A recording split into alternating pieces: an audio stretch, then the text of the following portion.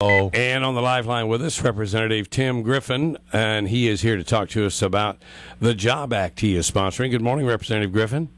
Hey, I'm trying to Google. It's false.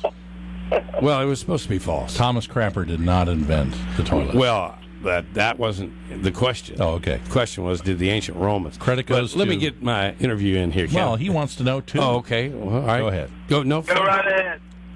Finish, Andy. He does want to know. No, I was going to say credit goes to the 16th century author Sir John Harrington. All right. I'll be on the Harrington if you need me. Okay. Representative Griffin, if you would, explain to our listeners about the Job Act. Yes, I think you're referring to the Regulatory Freeze for Jobs Act, which I recently introduced. Basically, what it would do is put a freeze on regulations until we can get the economy moving again on major regulations. And also, we passed, right before I came back to Arkansas last week, we passed a jobs package, and it was a number of different provisions bundled together because they all related to similar things. But basically, it helped small businesses get access to credit. The Dodd-Frank bill that became law a couple of years ago has put a bunch of new restrictions on small town community banks and lenders, and folks have found it harder and harder to get access to credit. If you can't get access to credit, that hurts job creation. And we actually got some agreement that the president's law that's in place that passed a couple of years ago has gone too far. And so we passed this jobs bill that you're referring to. We passed that in the House last week. Looks like the Senate's going to pass it, and lo and behold, it looks like the president's planning on signing it. So we're real excited about that. That we've been able to get some bipartisan agreement on this particular bill.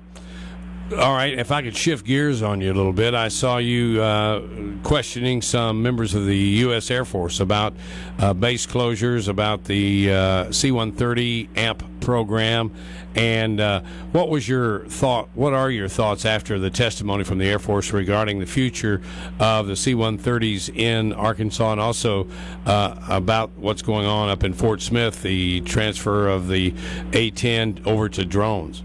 Well, first of all, with regard to the Little Rock Air Force Base, the C-130s there are absolutely safe. The issue out there is regarding a modernization program that's been in place to modernize old C-130s instead of getting rid of them, modernizing, basically digitizing the cockpit, right. Taking the old analog and making it digital. The Air Force wants to continue doing that, but they want to do it with a different program. And I'm a big fan of the program we've been using. I am open to hearing more about where they want to go with it to save a little money. But I want to make sure that what they're saying will save money is actually going to save money. And so I'm trying to dig beneath the surface and get some supporting documentation and facts. That's our role, particularly on the Armed Services Committee. And I've had a real difficult time getting the facts and analysis that they relied upon to make these decisions. And so we're not done yet. We just got to keep asking, and I'm hoping I'll get some information soon. They've given vague answers to folks in the Senate as well, and so we're gonna keep pushing on that. But the main issue out at Little Rock Air Force Base is not whether the C-130s stay or go. We're safe on that. It's the best C-130 base in the country. The issue is the few older C-130s that we're trying to modernize and get more use out of. All right. In Fort Smith, yeah. It deals with there's a plan to take away the A-10s from Fort Smith. These are incredible aircraft that are very instrumental for slow in low flying to give cover to combat troops.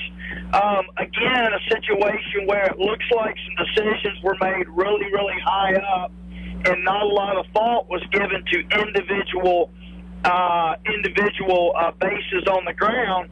So I've asked, hey, give me some supporting facts of why you think the A-10s ought to go away.